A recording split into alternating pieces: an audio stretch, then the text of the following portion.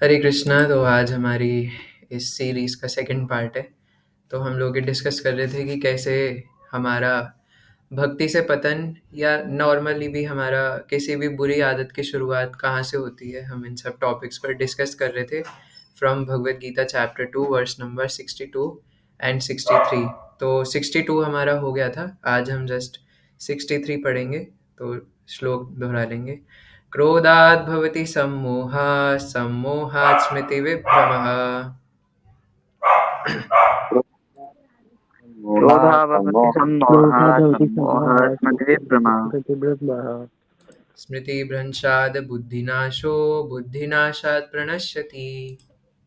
स्मृतिभ्रंशात् बुद्धिनाशो स्मृतिभ्रंशात् बुद्धिनाशात् बुद्धिनाशो प्रणश्यति। बुद्धिनाशात् प्रशस्यति। क्रोधात् भवति सम्मोहः, सम्मोहात् स्मृतिविभ्रमः। क्रोधावपति क्रोधाद्भवति सम्मोहः सम्मोहः सम्मोहः स्मृतिविभ्रमः स्मृतिभ्रमः स्मृतिभ्रंशात् बुद्धिनाशो, बुद्धिनाशात् प्रणश्यति। स्मृतिभ्रंशात् बुद्धिनाशो स्मृतिभ्रंशात् बुद्धिनाशात् बुद्धिनाशो प्रणश्यति। बुद्धिनाशात्। अक्षय प्रभु आप रिसाइट करेंगे। तो जी 1 मिनट बुक लेते हैं। कृष्णा प्रभु आप कीजिए। क्रोधावपति सम्मोहः सम्मोहः स्मृतिविभ्रमः क्रोधात् क्रोधाद्भवति सम्मोहः सम्मोहात् स्मृतिभ्रमः स्मृतिभ्रंशात् बुद्धिनाशो बुद्धिनाशात् प्रशस्यति। स्मृतिभ्रंशात् बुद्धिनाशो बुद्धिनाशात् प्रणश्यति। कृष्णा प्रभु प्रशस्यति नहीं है, वो प्रणश्यति है। मैं सोच रहा था कौन बार बार प्रशस्यति बोल रहा है। हो गया अक्षय प्रभु?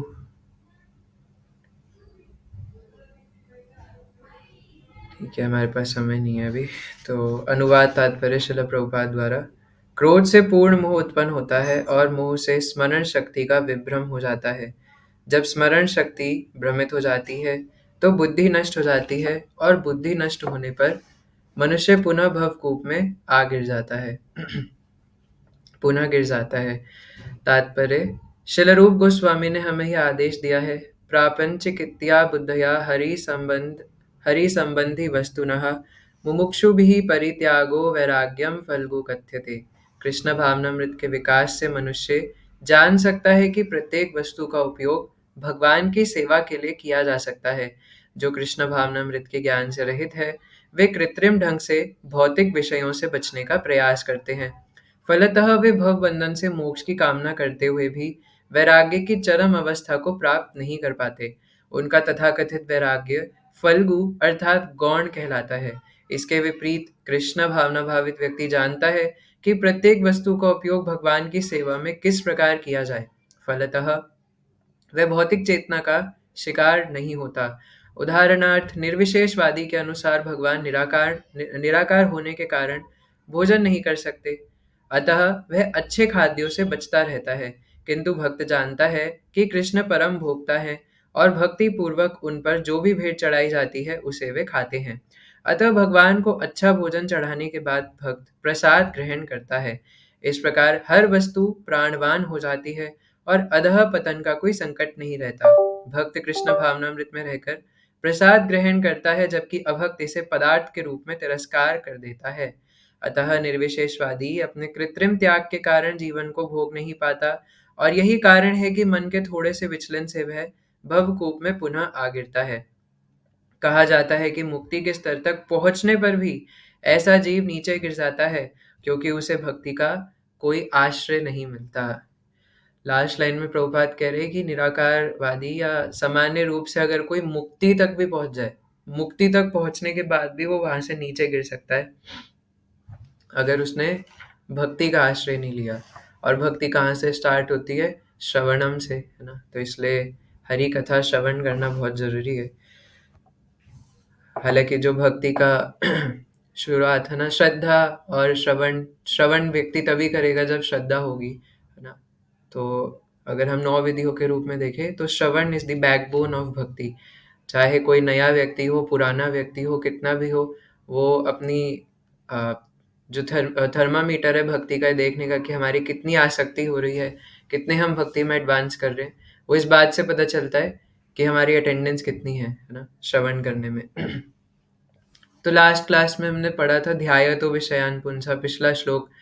तो उसमें हमने देखा था कि सबसे पहले हमारा कॉन्टेम्पलेशन स्टार्ट होता है किसी भी विषय वस्तु में, चाहे वो कोई आसक्ति हो, चाहे वो भक्ति से नीचे गिरना हो, किसी भी गलत चीज़ में हमारी कॉन्टेम्पलेशन स्टार्ट होती है।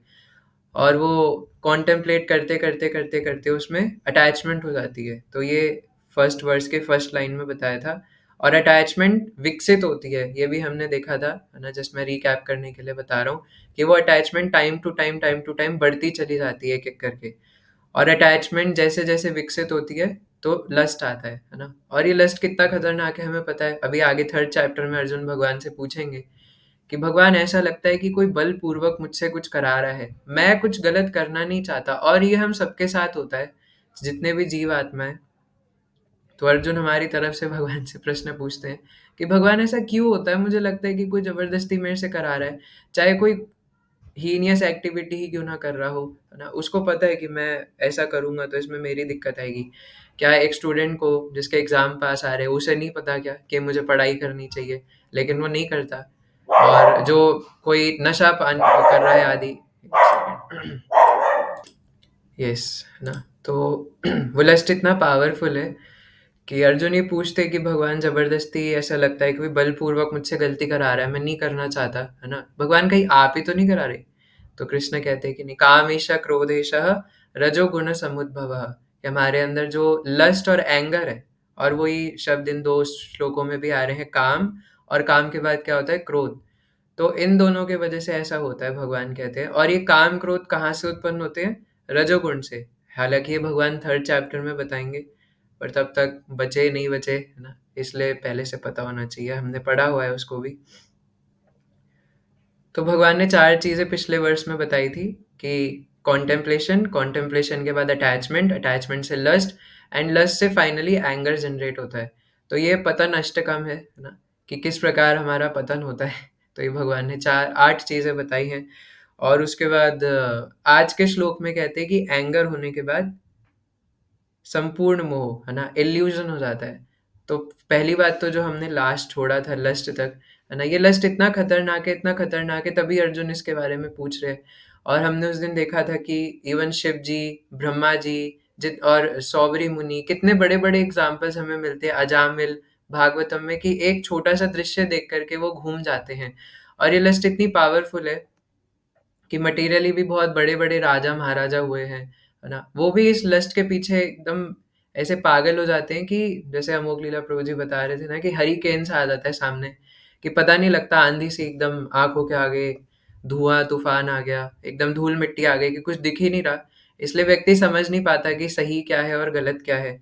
तो ऐसे बहुत सारे एग्ज़ाम्पल शास्त्रों के अंदर मिलते हैं, जैसे इवन महाभारत में भी पांडु महाराज का, है ना, उनको श्राप मिला हुआ था कि अगर वो सहवा, वो आपको पता है, लंबी स्टोरी है ना, कि वो जंगल में से कहीं उन्होंने शिकार करते टाइम किसी ऋषि को, है ना, कोई थे जंगल के अंदर जिनको उन्होंने गलती से तीर मार दिया था, और बाद में उन्होंने श्राप दे दिया था कि अब अगर तुम सहवास करने की कोशिश करोगे तो उसी समय तुम्हारी मृत्यु हो जाएगी। इसलिए वो जंगल में चले गए थे कुंती महारानी और अ, माद्री के साथ, है ना। और बाद में एक दिन जब नहाकर आए थे तो पांडु महाराज को उनके प्रति आकर्षण हुआ, और उन्हें पता था कि अगर वो ऐसा करेंगे तो उनकी मृत्यु हो जाएगी।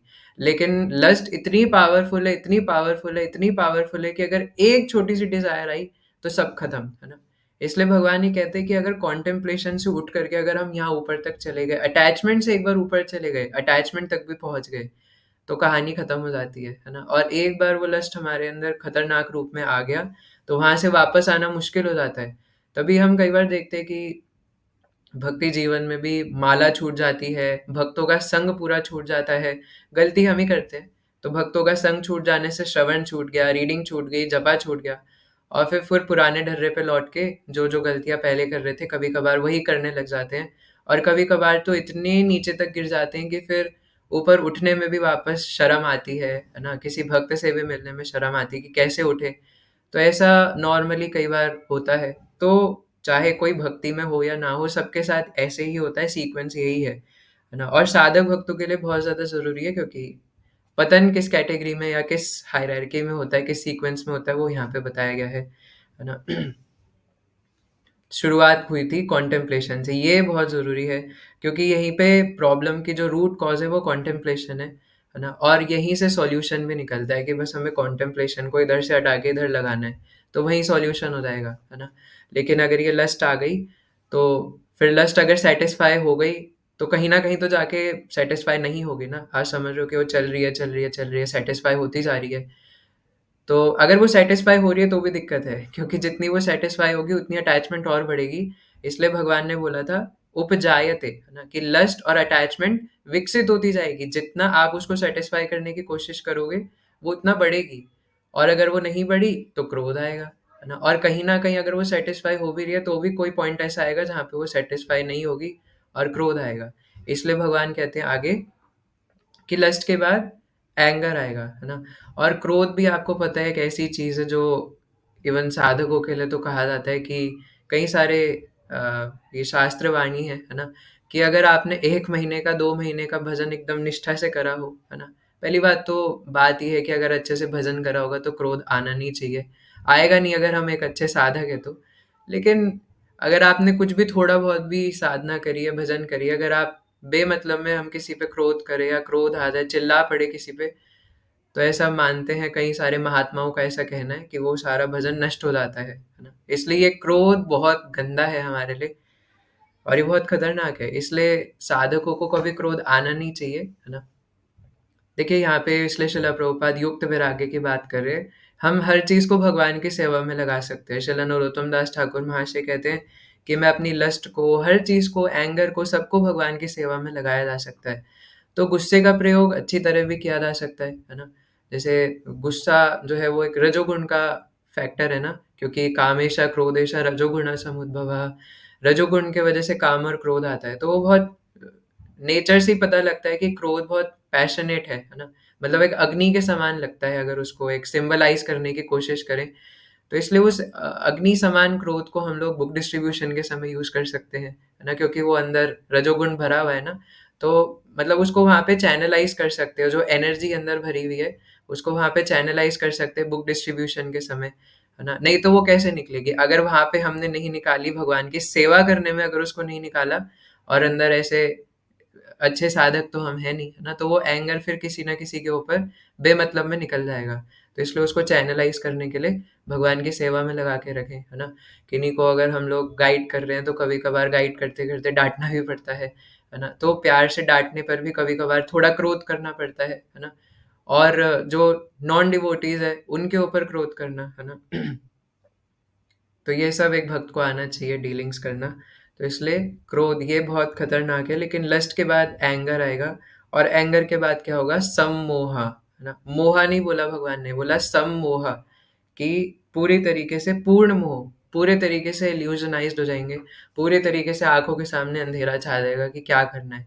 जैसे कभी कभार होता है ना रात में कि एक वो छोटा सा बल्ब होता है, उसको जला दिया तो थोड़ी बहुत रोशनी रहती है रात को, कुछ कुछ लोग जला के सोते हैं। बट कुछ कुछ होते हैं जिनको पिच ब्लैक चाहिए होता है, एकदम डार्क।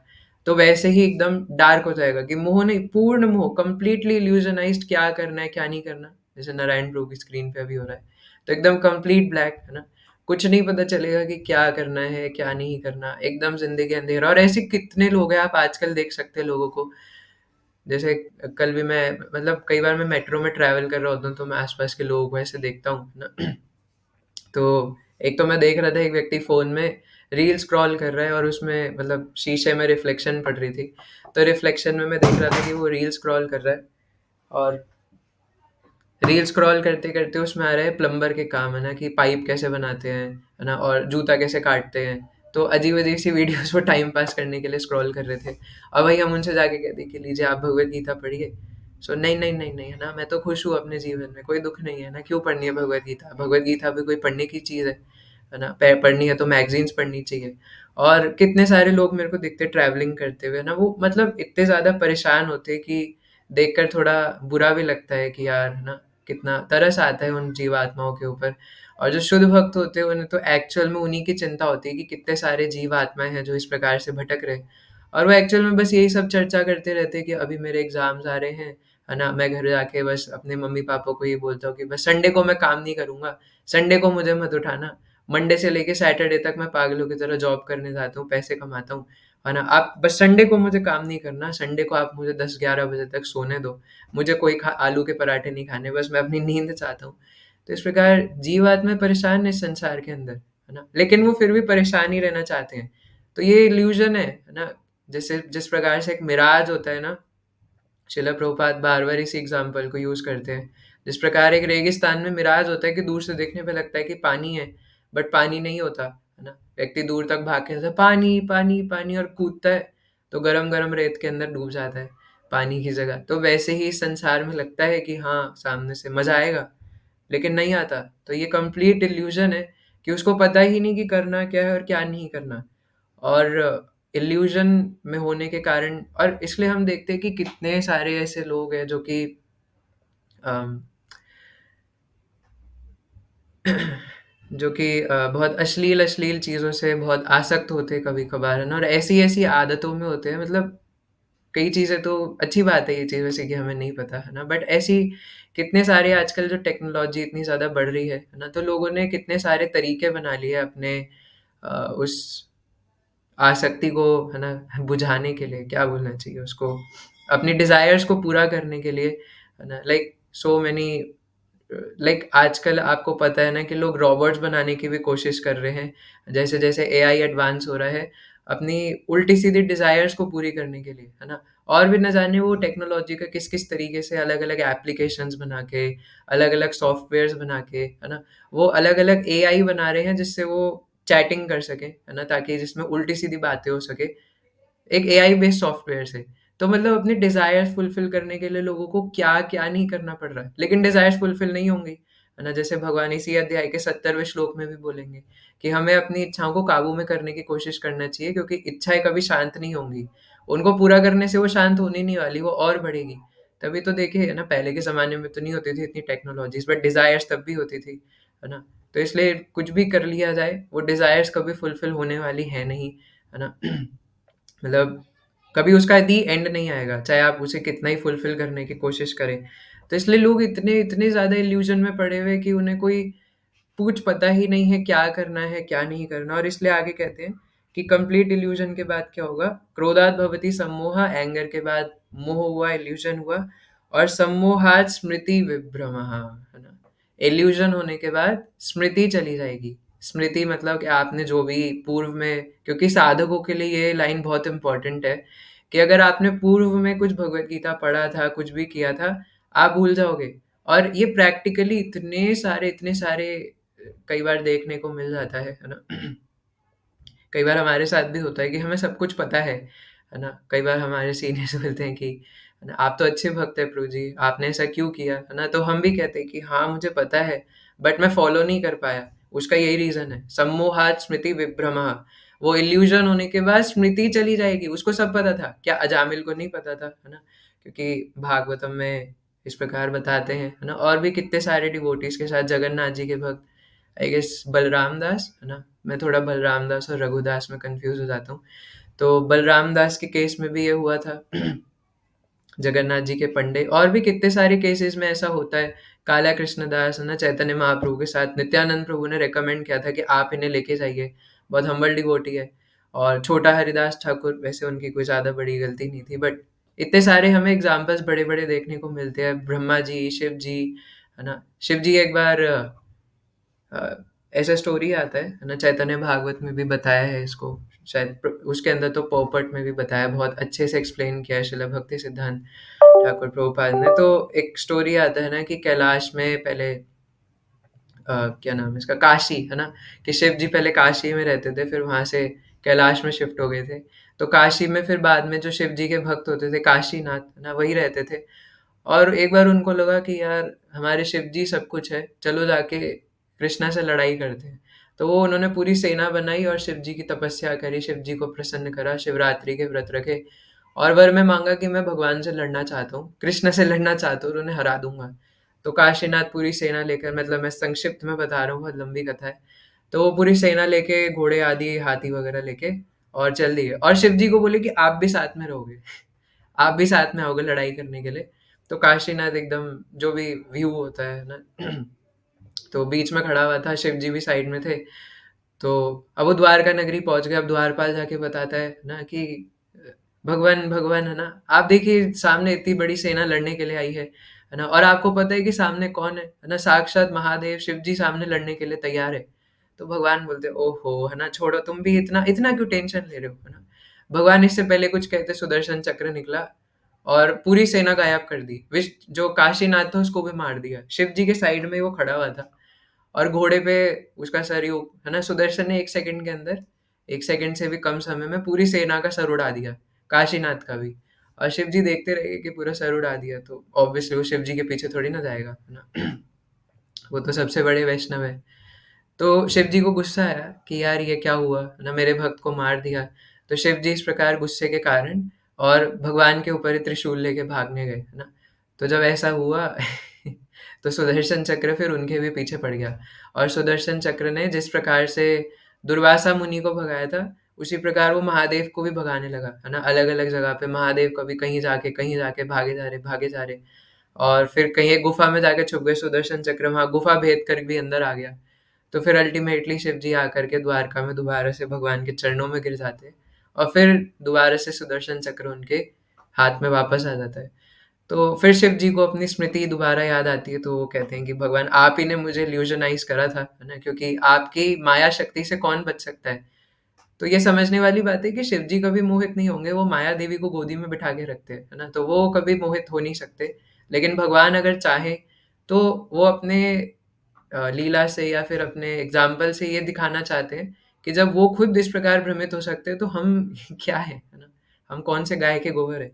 तो इसलिए हम तो कैसे भी भ्रमित हो ही जाएंगे, हम तो भ्रमित ही है इस संसार में। कभी कभी भगवान को याद कर लेते हैं, और वो भी जितना अपनी कैपेसिटी है उतनी याद करने की कोशिश करते हैं। बट हम तो एकदम पूरे गिरे हुए हैं नीचे, समुंदर के अंदर डूबे हुए हैं। तो इसलिए ये स्मरण शक्ति चली जाएगी अगर हमने इस प्रकार कॉन्टेम्पलेशन अगर सही जगह नहीं करा। इसलिए हमारा, अभी चर्चा करेंगे उसके ऊपर, है ना, इसलिए हमारा एसोसिएशन हर चीज सही होना चाहिए।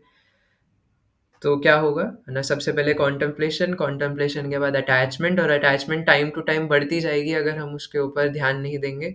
और अटैचमेंट से लस्ट, लस्ट से एंगर, एंगर से इल्यूजन, इल्यूजन से स्मृति भ्रंशात, है ना, जो भी हमने पढ़ा था सुना था सब भूल जाएंगे, कुछ याद नहीं रहेगा, है ना। वो अलग बात है कि बाद में दोबारा भी कई जो भक्त होते हैं वो जाने के बाद आ जाते हैं, क्योंकि हायर टेस्ट की उनको याद आ जाती है कभी ना कभार।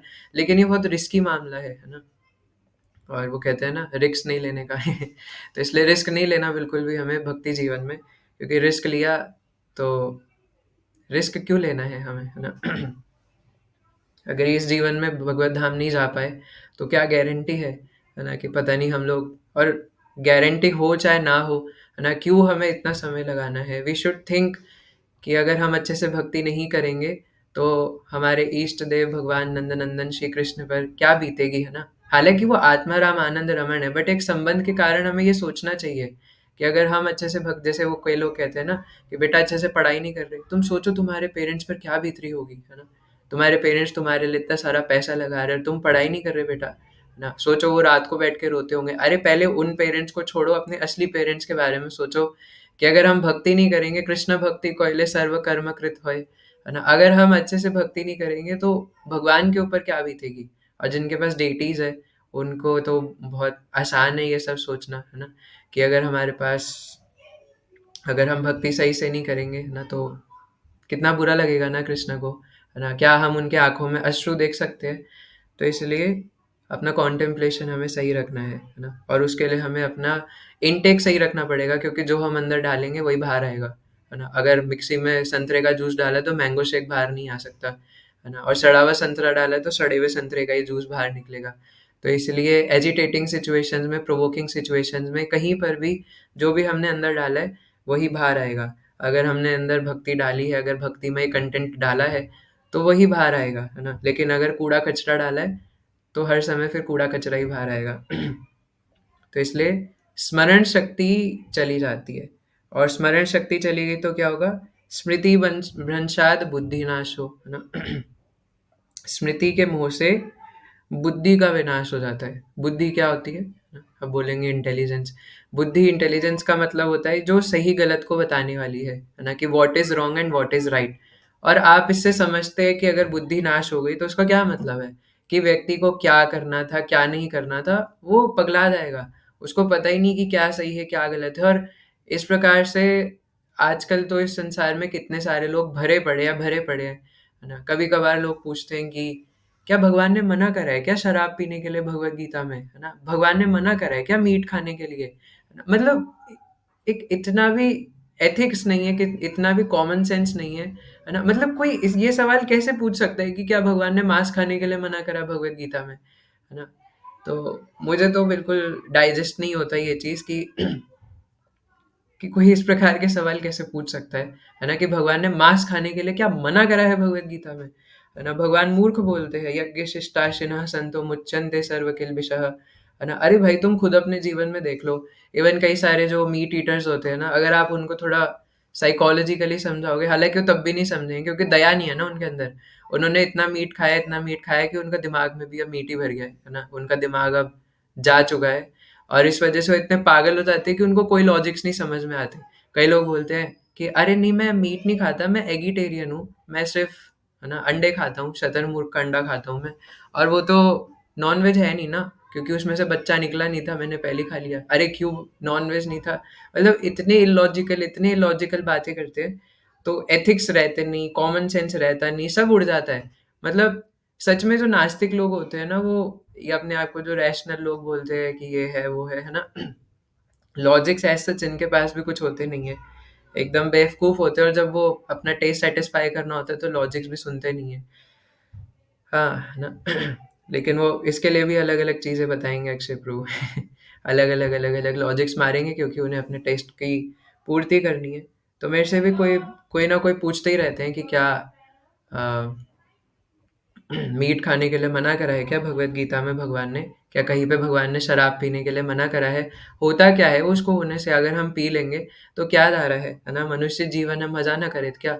तो इस प्रकार बुद्धि का विनाश हो जाता है कि व्यक्ति यही भूल जाता है सही क्या है और गलत क्या है ना? और मैं आपको लिटरली बता रहा हूँ कि आपको भी अंदाजा है इस बात का ना, कि आजकल इवन जो हिंदू लोग होते हैं ना, उसमें भी जो भाई बहन की मर्यादा है उसको कई लोग हटाने लग गए हैं, है ना? मतलब literally they don't care about मर्यादा, है ना? और विद कंसेंट, है ना? उनको कोई फ़र्क नहीं पड़ता कि हम क्या कर रहे हैं, क्या नहीं कर रहे हैं, है ना? और वो मर्यादा को इतने धड़ल्ले से उड़ा देते हैं कि, है ना? वैसे मतलब जो दूसरी कम्युनिटीज़ हैं उनके ऊपर कभी-कभार लोग बोलते हैं कि ये ऐसे हैं, वैसे हैं। बट इवन और हमारे शास्त्रों में कहीं पर भी ऐसे नहीं बताया गया। हमारे तो श्रीमद् भागवतम में आपको पता है, इवन अपनी माता, बहन, बेटी सबके साथ एक हेल्दी डिस्टेंस रखने को बोला जाता है। और यहाँ पे लोगों को आजकल इतनी भी सही बात का पता नहीं है ना? कि किस प्रकार मर्यादा रखनी चाहिए। तो भाई-बहन की मर्यादा, है ना? और इवन माता के प्रति मर्यादा, ये भी आजकल जो हिंदूज़ हैं वो भी रखने को तैयार नहीं होते। They just want to satisfy their desires, they just want to satisfy their lust, है ना? और कितने सारे बच्चे हॉस्पिटल्स में, आपको पता है आए दिन कितने सारे केसेस आते हैं, 13-13, 12-12, 14-14 ईयर्स के जो बच्चियां हैं, है ना? प्रेगनेंसी केस इतने सारे। So why it is happening? Just because of this lust, है ना? क्योंकि उन्होंने कहीं ना कहीं कॉन्टेम्पलेशन किया था। और ये सब चर्चा हम इसलिए करें, अब आप बोलेंगे हम थोड़ी ना ये सब कर रहे हैं, हम क्यों ये सब चर्चा कर रहे हैं फिर?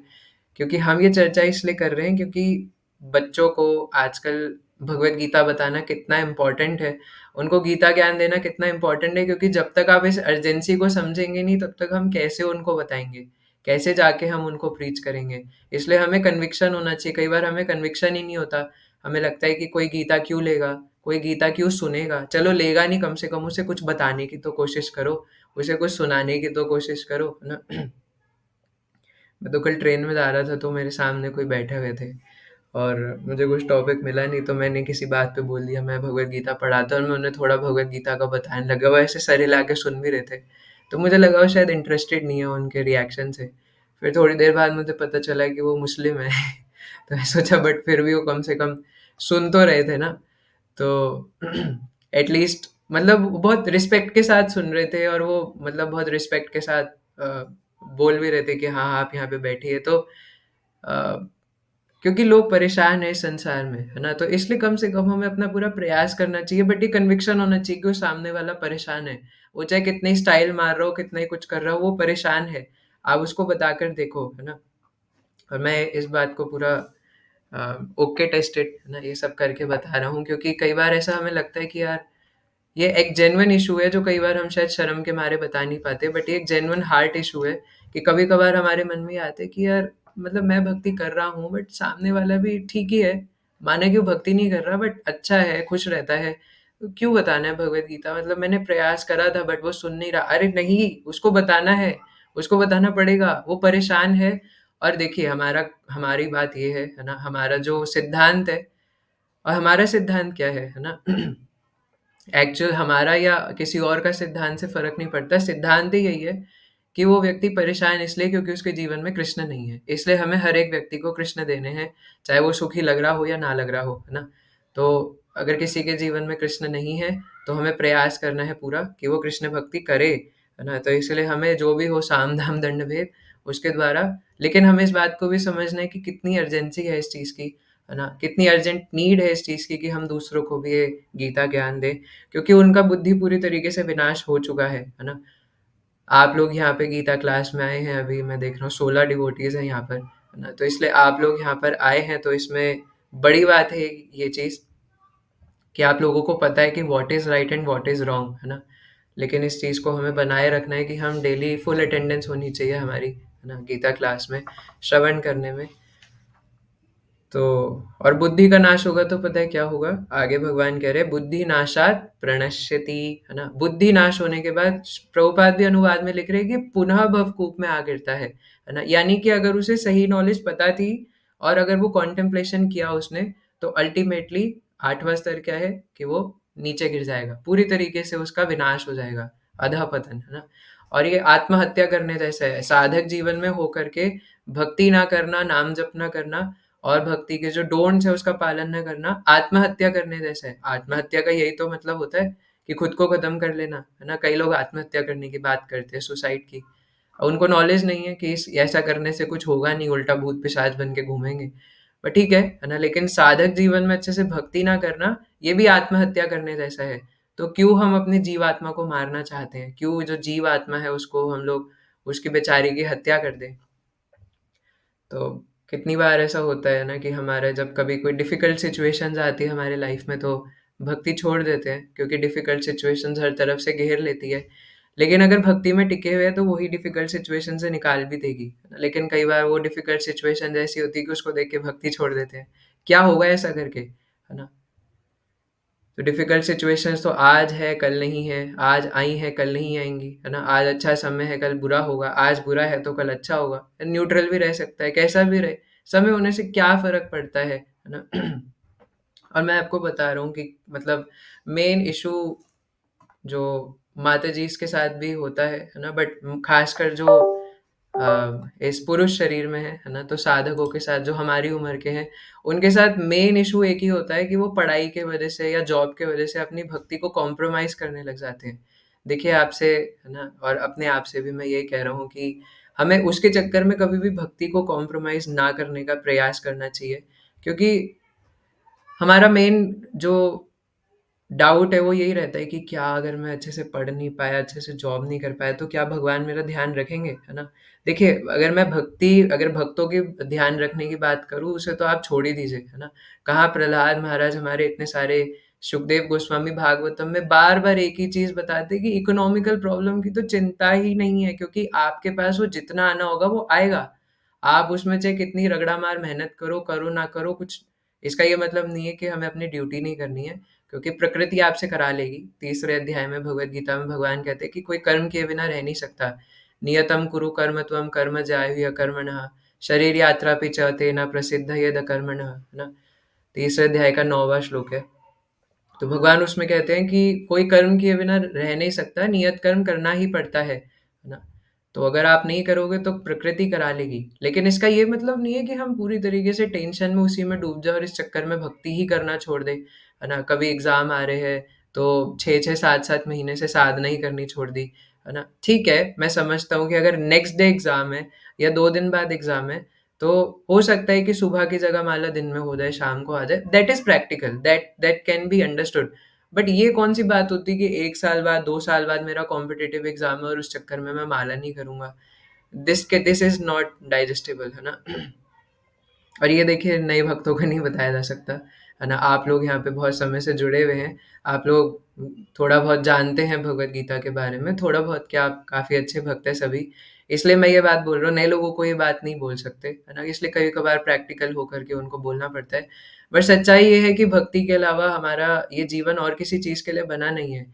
और रही बात ध्यान रखने की, तो भगवान अवश्य रखेंगे, अवश्य रक्षिवे कृष्ण विश्वास पालन, है ना? और मैं सच बता रहा हूँ, कल भी मैं जा रहा था, नहीं परसों, है ना? तो भी मैं हमेशा की तरह यही सोच रहा था कि यार पता नहीं मेरी लक्ष्मी कम तो नहीं हो जाएगी, है ना? क्या मेरे पास बाद में मायापुर वगैरह जाने के लिए पैसे बचेंगे? अभी मैं उड़ा तो रहा हूँ इधर-उधर जाके। तो क्या हुआ कि मैं जस्ट मैं, हालाँकि मुझे ऐसा नहीं सोचना चाहिए, है ना? भगवान ध्यान रखते हैं, बट फिर भी ना चाहते हुए भी वो मन में इच्छा आ जाती है ना? या सवाल आ जाता है कि क्या होगा, है ना? फ्यूचर की टेंशन, ओवरथिंकिंग। तो लेकिन स्टिल मैं बता रहा हूँ, है ना? तो मैं जस्ट रेलवे स्टेशन पे पहुँचा और मैं जा रहा था जब करते-करते अपने कोच की तरफ। तो डब्बे में से एक अंकल निकले, है ना? और उन्होंने बोला कि हरे कृष्णा प्रभु जी, सादर प्रणाम। And I was like what is this, है ना? इस्कॉन डिवोटी नहीं थे वो, तो लेकिन उन्होंने बोला हरे कृष्णा प्रभु जी। फिर मतलब उन्होंने कुछ बात भी नहीं करी, वो बस स्माइल करके अपना पर्स खोला और नोट निकाला एकदम करारा और बोले, "ये लो प्रभु जी आपके लिए।" आई वाज़ लाइक कि प्रभु जी ये किस लिए, है ना? मैं यहाँ पे कोई कुछ बाँट थोड़ी रहा हूँ, मैं कोई गीता दान नहीं कर रहा, आप ये मुझे क्यों दे रहे हो? तो बोले कि नहीं, नहीं आप रखो, आप चाय-पानी है ना कुछ ले लेना इससे, अगर आपने कुछ खाया ना हो, आपका आने-जाने का हो जाएगा। तो रिज़र्वेशन है आपकी या मैं करा दूँ? वो पुलिस में थे, तो वो कह रहे थे मैं पुलिस वाला हूँ, अगर आपकी रिज़र्वेशन नहीं है तो बताओ मेरी सीट पे बैठ जाओ आप। तो मैंने कहा कि पहले तो आप ये पैसे लीजिए, है ना? मैं स्टूडेंट हूँ। तो उन्होंने बोला कि नहीं, नहीं आप लीजिए। मैंने कहा अंकल मैं अर्निंग करता हूँ, है ना? मतलब थोड़ी बहुत तो कर लेता हूँ। मैंने कहा मुझे नहीं चाहिए। तो बोले कि नहीं, नहीं आप लो, भगवान को चढ़ा देना। तो मैंने कहा ठीक है ना, मैं इससे बुक डिस्ट्रीब्यूशन कर लूँगा, ये सोच के मैंने ले लिया।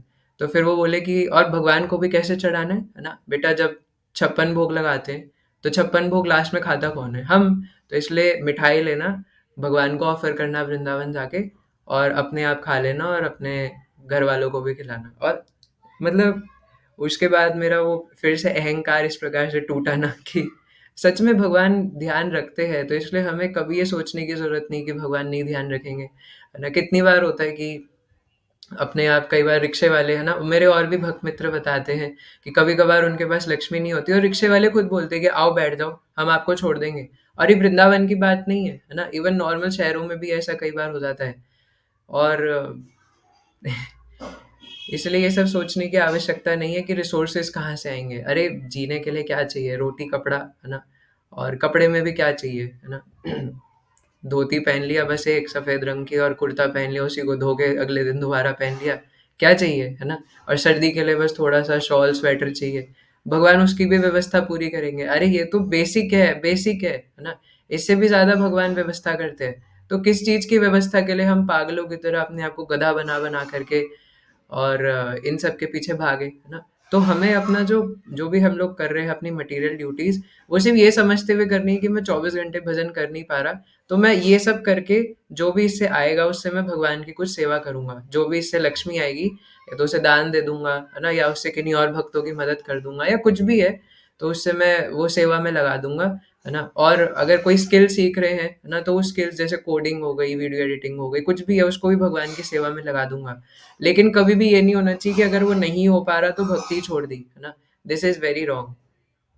तो इसलिए कब होगा? बुद्धि नाश से, है ना? तो इसलिए वो बुद्धि नाश नहीं होनी चाहिए, इसलिए हमें अपने आप को ऐसे एसोसिएशन में रखना है, जो हमें ये सही बातें समझाए, है ना?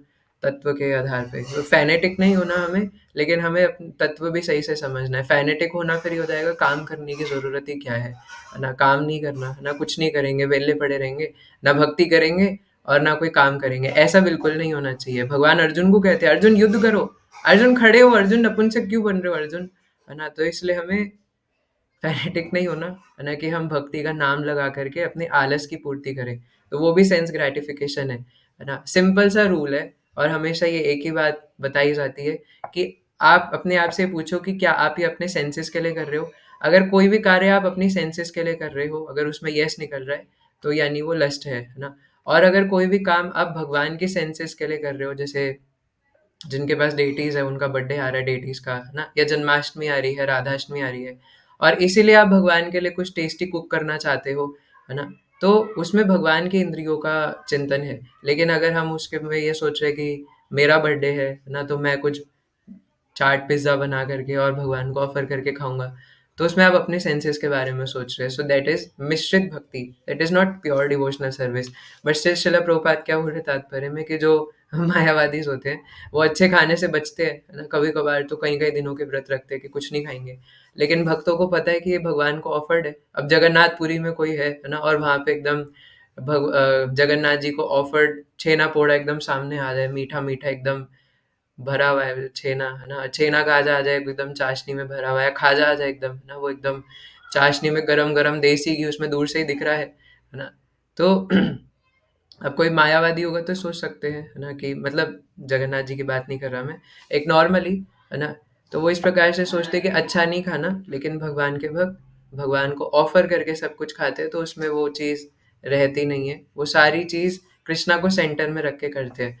बट कृष्णा को सेंटर में रखने को हमें बहाना नहीं बनाना चाहिए। वी शुड अंडरस्टैंड कि कृष्णा को सेंटर में रखने का असली मतलब क्या है। हमारे सोसाइटी का नाम ही अंतर्राष्ट्रीय कृष्ण भावनामृत संघ। हमें अपनी भावना में, अपनी चेतना में कृष्ण को भरना है ना? कृष्णा कॉन्शियसनेस, तो हमारी कॉन्शियसनेस कृष्णा से भरी हुई होनी चाहिए। तो वो चीज़ हम बस एक ही क्वेश्चन से पूछ सकते हैं कि जो भी मैं कर रहा हूँ, वो अपनी सेंसेस के लिए कर रहा हूँ या कृष्णा की सेंसेस के लिए कर रहा हूँ। तो ये पतन अष्टकम है। इस प्रकार से हमारा भक्ति से पतन होता है।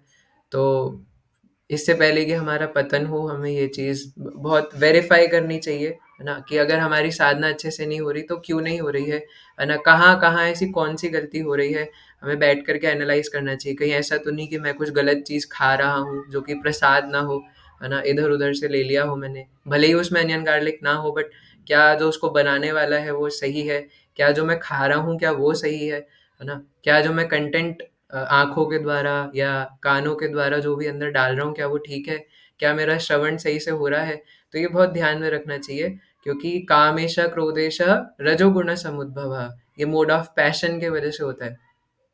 तो सॉल्यूशन क्या है कि हम मोड ऑफ गुडनेस में रहें। और श्रील प्रभुपाद अपने लेक्चर्स के अंदर, अपने पॉपर्ट्स के अंदर इस चीज़ को बहुत एम्फेसाइज करते हैं कि हमें अपने अंदर सत्वगुण मेंटेन करके रखना है, नहीं तो ये रजोगुण हमारी जान ले लेगा। रजोगुण हमारी भक्ति का मर्डर कर देगा, है ना? इसलिए अपने आप को बिल्कुल भी रजोगुणी होने नहीं देना है और इसलिए सतोगुणी प्रैक्टिसेस अपनानी पड़ेंगी, जिसकी शुरुआत होती है मॉर्निंग प्रोग्राम से, है ना?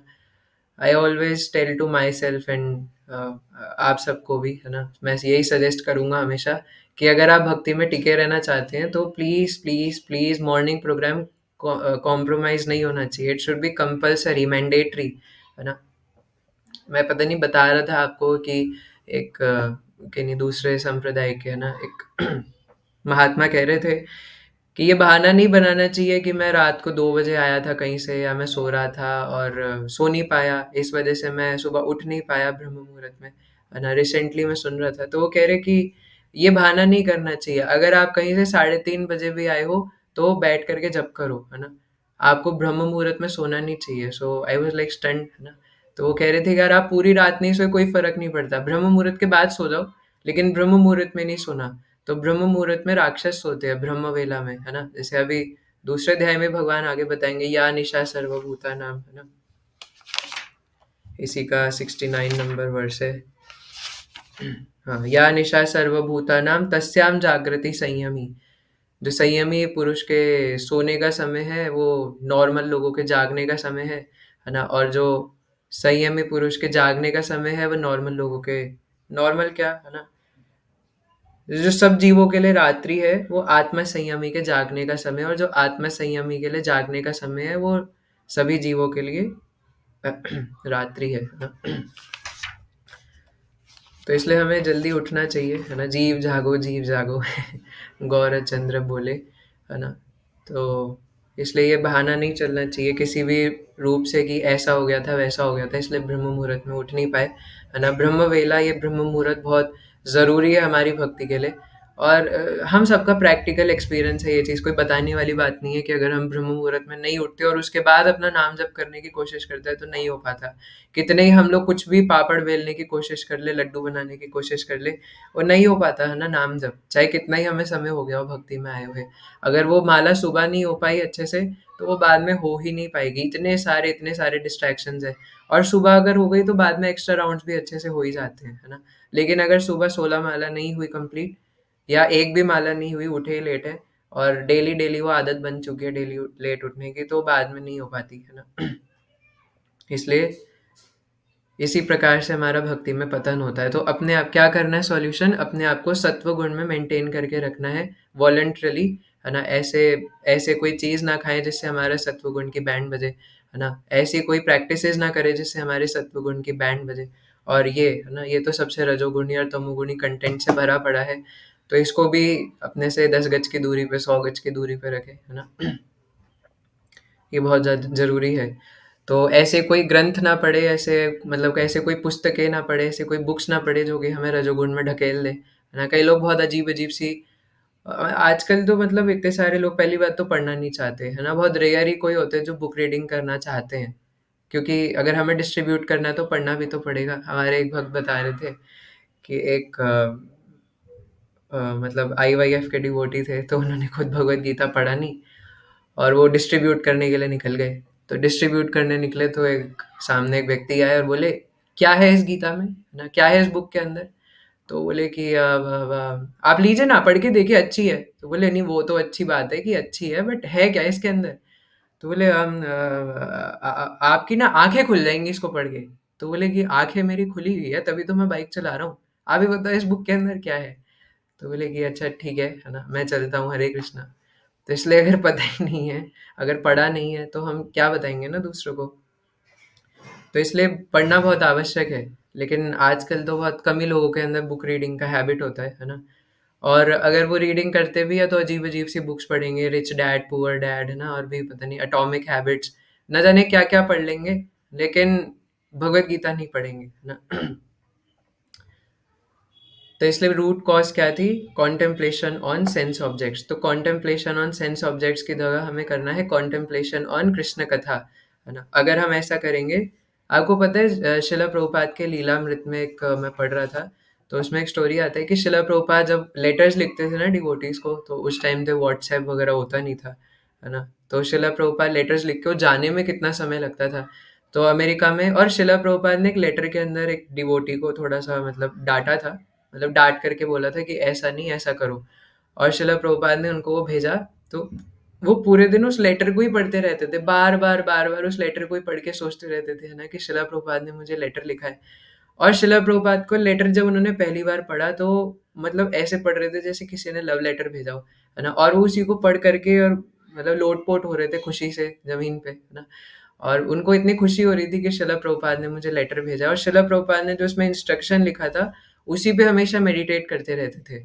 तो ये एक एडवांस डिवोटी का लक्षण है कि या फिर कोई एडवांस्ड होना चाहता है, तो उसका ये सिम्पटम है कि वो अपने गुरुजनों के इंस्ट्रक्शन पर मेडिटेट करता है, उस पर चिंतन करता है।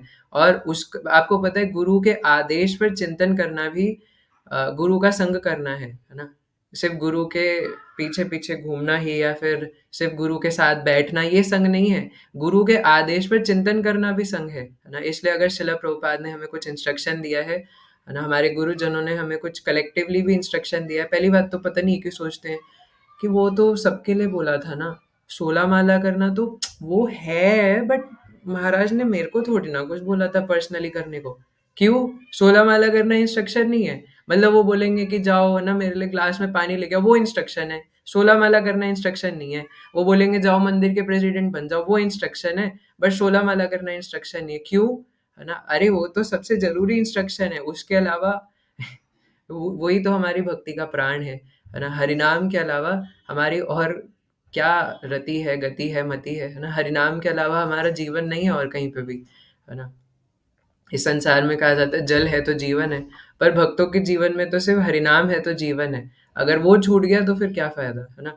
जब भी हम किसी से पूछते हैं भक्ति कैसी चल रही है, तो एक्चुअल में हमारा सवाल यही होता है कि नाम जप कैसा चल रहा है?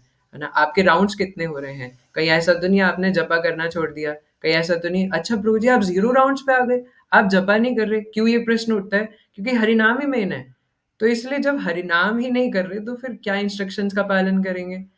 तो इसलिए अगर गुरुवाणी को चिंतन करना, है ना, हरिनाम प्रभु पर चिंतन करना, ये ईज़ी तरीका है। और 10वें अध्याय में भी जैसे भगवान अपनी विभूतियाँ बताते हैं, जैसे महाराज जी अभी सुबह गीता टॉक दे रहे हैं। आप लोग दिखते तो हैं नहीं, आई होप 1-2 कम से कम जो अच्छे सिंसियर डिवोटीज़ हैं वो सुनते होंगे शायद, या यूट्यूब पे रिकॉर्डिंग सुन लेते होंगे, है ना? रोहित प्रभु तो बताते रहते हैं, बाकियों का पता नहीं कि सुनते हैं कि नहीं सुनते, है ना? तो उत्तम अधिकारी से, गुरुजनों से सुनना इज़ फर्स्ट प्रायोरिटी, है ना? तो इसलिए सॉल्यूशन यही है कि हम लोग भगवान की लीलाओं पर चिंतन करें, और उसके लिए पहले सुनना पड़ेगा, है ना? और भगवान ने जो विभूतियाँ बताई है उनके द्वारा, जैसे जो भगवत गीता पढ़ते हैं वो तो इस मामले में एक्सपर्ट होते हैं कि जब भी जल पी रहे हैं तो कम से कम उसमें तो स्मरण कर ही लेते हैं, है ना? रसोहम अप्सु कौन्तेय, प्रभास्मि शशि सूर्य हो। अभी सर्दी में धूप सेकने जा रहे हैं, एकदम ठंड लग रही है, तो वहाँ पे याद आता है कि सूर्य चंद्रमा भगवान की आंखें हैं, है ना? तो जितना हम लोग लीला श्रवण करेंगे, जितना इस प्रकार हम भगवान के तत्व को जानेंगे, उतना हम हर जगह भगवान को देखने का प्रयास कर पाएंगे। हम कोई एडवांस डिवोटी, सिद्ध भक्त तो है नहीं। 2 तरीके के भक्त होते हैं, एक सिद्ध और एक साधक, है ना? श्रील नरोत्तम दास ठाकुर महाशय भी बताते हैं। तो सिद्ध भक्त की पहचान ये कि वो तो निरंतर भगवान का स्मरण कर सकता है 24 घंटे, और वो हर समय सोते हुए भी वो भगवान का स्मरण कर रहा होता है। बट हम सिद्ध नहीं है, हम लोग साधक स्तर पे हैं। तो साधक से सिद्ध होने के लिए हमें जो विभूतियाँ है भगवान की, या जो भी हम लोग इस संसार में देखते हैं, कुछ भी हमें अच्छा लगता है तो वो देखकर याद आना चाहिए कि ये मेरे प्रभु के वजह से है ना? इवन अगर हमें किसी चीज़ में आसक्ति भी है, अगर आकर्षण किसी वस्तु के प्रति हो रहा है जो नहीं होना चाहिए, उसको भी देख के सोचना चाहिए कि ये सुंदर नहीं है, ये सुंदर तो मुझे इसलिए लग रहा है क्योंकि ये भगवान की शक्ति है ना, भगवान की शक्ति की वजह से ये मुझे थोड़ा बहुत सुंदर लग रहा है। बाकी ऐसा थोड़ी ना है इसमें कुछ, है ना? क्योंकि नेचुरल रिसोर्सेज तो सारे वहीं से आ रहे हैं, है ना? किसी को कोई जूते अच्छे लग रहे हैं, किसी को कोई कपड़े अच्छे लग रहे हैं, है ना? और या किसी को कोई इलेक्ट्रॉनिक आइटम अच्छी लग रही है, वो इलेक्ट्रॉनिक आइटम ऐसी बनी है, उसके अंदर जो पानी यूज़ हुआ है, उसके अंदर जो बिजली यूज़ हुई है, वो बिजली जहाँ से बन करके आ रही है, वो कौन बना रहा है ना? तो ये सारी शक्ति भगवान लगा के भेजते हैं। तो इसलिए सॉल्यूशन यही है ना, कि वॉलंटरली एक तो अपने आप को गंदी चीज़ों से बिल्कुल बचा के रखें, क्योंकि अगर गलत चीज़ में कॉन्टेम्पलेशन हुआ, तो अभी जो क्लास में भी सुना है ना 1 घंटे से, और जो पिछली क्लास में सुना था, या मैंने जो खुद बताया था, वो भी भूल जाएँगे अगर हम गलत चीज़ में पड़ गए। तो ये बिल्कुल ध्यान रखना है कि हमें पता हो या ना पता हो, इसको प्रैक्टिकल जब तक अप्लाई नहीं करेंगे तब तक बात बनेगी नहीं, और प्रैक्टिकली हमें खुद ही अप्लाई करना है। कोई हमारा हाथ पकड़ के हमें नहीं अप्लाई करवाएगा। इस बात को समझे, हमें सही बातें बताई जा सकती है, बट ज़बरदस्ती थोड़ी ना कोई हमें सही चीज़ में लगाएगा, है ना? हमें वो चीज़ खुद ही करनी पड़ेगी, खुद ही हमें भगवान को सरेंडर करना पड़ेगा, है ना? क्योंकि ज़बरदस्ती कोई कुछ नहीं करा सकता, हमें अपनी इच्छा से करना पड़ेगा, और जब हम अपनी इच्छा से करते हैं तभी भगवान प्रसन्न होते हैं। तो इसलिए इंद्रिय विषयों का चिंतन करना ही हमारा दुःख का कारण है इस संसार में, और वही हमारे बंधन का कारण है। तो इसलिए बस हमें कृष्ण लीला पर चिंतन करना है ना? और वो हम कर सकते हैं भक्तों के संग में रह करके और भक्तों से श्रवण करके। ओके, तो मुझे लगता है आज हमें इतना ही चर्चा करना चाहिए। आज भी हमारा वो भजन हो नहीं पाया, समय कम रह गया। तो इसके लिए एक ही चीज़ है बस, है ना, कि हम लोग चौबीसों घंटे हर समय जो भी कर रहे हैं उसमें पूछे कि क्या इसमें कृष्ण की प्रसन्नता है कि नहीं है। जो भी कर रहे हो उसको करने से पहले हमें यही पूछना चाहिए। अगर वो उसमें कृष्ण की प्रसन्नता नहीं है तो उसे उड़ा के फेंक देना चाहिए, चाहे वो हमें कितना ही अच्छा क्यों ना लग रहा हो। कोई भी, है ना, कोई भी डिसीजन हमें अचानक नहीं लेना चाहिए, है ना। थोड़ा पहले उस पर विचार करना चाहिए कि क्या ये इसमें कृष्ण की प्रसन्नता है, और अगर कृष्ण की प्रसन्नता है तो ठीक है। बट अगर भगवान उसमें नहीं प्रसन्न होंगे, अगर वो हम अपने इंद्रियों के लिए कर रहे हैं, so we should not do that thing, है ना। अब कम से कम प्रयास करना चाहिए। देखिए, है ना, हम सब लोग अपने अपने स्तर पे चलने का प्रयास कर रहे हैं, इसलिए हमें कहीं दूसरों का मजाक भी नहीं बनाना चाहिए, क्रिटिसाइज भी नहीं करना चाहिए। कि जैसे आप लोग अलग अलग शहरों से रहते हैं, जैसे कोई भी हाईवे होते हैं हमारे, इतने सारे नेशनल हाईवे है ना। जैसे आप दिल्ली से वृंदावन जाने के हाईवे पे चढ़े, है ना, यमुना एक्सप्रेस वे पे, और उस पे अब कोई गाड़ी में जा रहा है, कोई मर्सिडीज में जा रहा है, कोई कौन सी होती है वो, कोई लैम्बोर्गिनी में जा रहा है, कोई ऑल्टो में जा रहा है, कोई ऑटो में जा रहा है ना? कोई रिक्शे में जा रहा है, तो कोई साइकिल में जा रहा है। तो लेकिन जा सब यमुना एक्सप्रेसवे से वृंदावन की तरफ ही रहे हैं, है ना? तो इस बात को समझे। अब कोई लैम्बोर्गिनी वाला हँसे, है ना, साइकिल वाले पे कि अरे यार ये तो बेकार आदमी है यार, है ना? इसका तो कुछ नहीं हो सकता। भाई वो भी वृंदावन ही जा रहा है ना? बस वो थोड़ा ज़्यादा समय में पहुँचेगा, है ना? इसलिए हमें किन्हीं को निंदा नहीं करना चाहिए भक्तों का, है ना? मज़ाक नहीं बनाना चाहिए जब तक हमारा हक ना हो, है ना? और हक में भी निंदा तो करनी ही नहीं चाहिए। अगर हमारा किसी पे हक है तो हम उन्हें गाइड कर सकते हैं डाँट करके, है ना? समझा-बुझा करके, लेकिन निंदा नहीं करनी चाहिए। और हम सब समझते हैं कि निंदा करने में और किन्हीं की केयर करने में क्या फ़र्क होता है। तो इसलिए हमें निंदा करना मतलब दूसरों के सामने मज़ाक बनाना, है ना? 100 लोगों के सामने पोस्टर लगा-लगा के बता रहे हैं कि ये तो ऐसे थे, वैसे थे। ये नहीं करना चाहिए, है ना? तो पहली बात तो हमारे पास लैम्बोर्गिनी है नहीं, है ना? हमें ये मिथ्या अहंकार है कि हमारे पास लैम्बोर्गिनी है, तो हम इसी जन्म में जल्दी से पहुँच जाएँगे। तो हम तो और ज़्यादा क्रिटिकल सिचुएशन में हैं, इसलिए किन्हीं और की निंदा क्यों करनी, है ना? तो किन्हीं की निंदा नहीं करनी चाहिए, वो भी उसी रास्ते पे है, बस उन्हें थोड़ा समय ज़्यादा लग सकता है, बट रास्ता तो वही है। तो इसलिए और हो सकता है कि कोई, है ना, हमसे देर बाद हाईवे पे चढ़ा हो, है ना? तो कोई बात नहीं, उनको थोड़ा और समय लग सकता है, वो भी हमारे बराबर में आ जाएँगे। क्या पता, है ना, कोई साइकिल पे से उतर के लैम्बोर्गिनी में चढ़ के हमसे आगे निकल जाए, तो क्यों हमें दूसरों से पंगे लेने? हमें भक्ति में अपना प्रोग्रेस देखना चाहिए, है ना? हमें अपने जीवन में अगर किसी का प्रोग्रेस देखना है, अपने आप को किसी से कंपेयर करना है, तो खुद से करना चाहिए कि अभी जैसे साल खत्म होने को है अंग्रेज़ों के अनुसार, तो क्या मैं पिछले साल के अनुसार इस साल क्या मैंने भक्ति अच्छे से करी, है ना? क्या उससे पिछले साल से मैंने अच्छे से करी? क्या ऐसा तो नहीं कि मैं भक्ति में नीचे आ गया हूँ, है ना? कहीं ऐसा तो नहीं मेरी भक्ति एक ही जगह पे स्टैग्नेंट है? परम पूज्य श्रील गोपाल कृष्ण महाराज कहते हैं कि एक-एक दिन हमें ये अपने आप से पूछना चाहिए और हमें अपने आप को पिछले दिन से ज़्यादा इम्प्रूव करना चाहिए कि क्या आज मेरा नाम जप कल से अच्छा हुआ था? तो दूसरों से क्यों कंपेयर करना है? दूसरों के जीवन में हमें क्यों झाँकना है कि वो क्या कर रहे हैं या क्या नहीं कर रहे, है ना? We should have no interest in others life, है ना? अब कोई आकर के खुद बता रहे हैं और आपने कानों में वो चला गया, that is a different thing, but हम उसको खुद डिस्कस करना चाह रहे हैं, है ना? So that is another thing.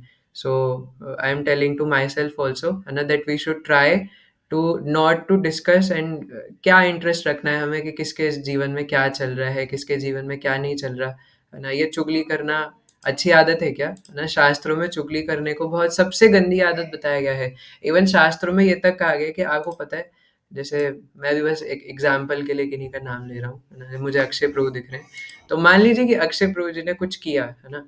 और ऋतिक प्रभु जा करके और सबको बता रहे कि अक्षय प्रभु ने ये किया, तो अक्षय प्रभु को उतना पाप नहीं लगेगा जितना ऋतिक प्रभु को लगेगा, क्योंकि उन्होंने सबको जाके ये चीज़ बताई, उन्होंने चुगली करी कि अक्षय प्रभु ने so and so X Y Z कर दिया था, है ना? तो इसलिए चुगली करना इतना खतरनाक है कि जब तक हमारा हक नहीं है किसी के ऊपर, हमारा अधिकार नहीं है, हम किन्हीं को कुछ नहीं बता सकते, कुछ नहीं कह सकते, है ना? तो जितना अधिकार है हमें उतने में ही सहमत रहना चाहिए, उतने में ही सैटिस्फाइड रहना चाहिए, है ना? तो निंदा तो कम से कम किन्हीं की ना करें। तो वॉलंटरली हमें बुरी चीज़ों में पड़ना नहीं है, और ज़बरदस्ती अगर हम कृष्ण कथा ही करें, है ना, और कृष्ण कथा ही चर्चा करें, अच्छे संग में रहें, तो हमें ये सब बुरी चीज़ों से भागने की ज़रूरत ही नहीं है, वो ऑटोमेटिकली दूर हो जाएँगे। हमें बस अच्छे को पकड़ना है, बुरा अपने आप छूट जाएगा, है ना? क्योंकि 2 ही हाथ है ना? अब अगर हम अच्छे चीज़ को पकड़ेंगे, तो बुरा वाला अपने आप छूट जाएगा। अभी बुरे को जकड़ा हुआ है, तो अच्छा वाला पकड़ नहीं पा रहे, है ना? अब अच्छे को पकड़ना है। और एक और एग्ज़ाम्पल ले सकते हैं, जैसे कई सारे वो अम वीडियोस वगैरह में दिखाते हैं कि हमारे अंदर एक अच्छी एंजल होती है और एक रेड कलर की बुरी चुड़ैल होती है ना? कभी-कभार वो कार्टून्स वगैरह में भी, एनिमेशंस वगैरह में भी दिखाते थे। तो हमने क्या कर रखा है इतने समय से कि जो अच्छी वाली जो परी थी, है ना, हमारे अंदर, उसको तो हमने बेचारी को बाँध कर रख रखा है और उसको कुछ खाना नहीं दिया, और इतने समय से जो चुड़ैल थी उसको खाना दे-दे करके, पोषित कर-कर के मोटा तगड़ा कर रखा है।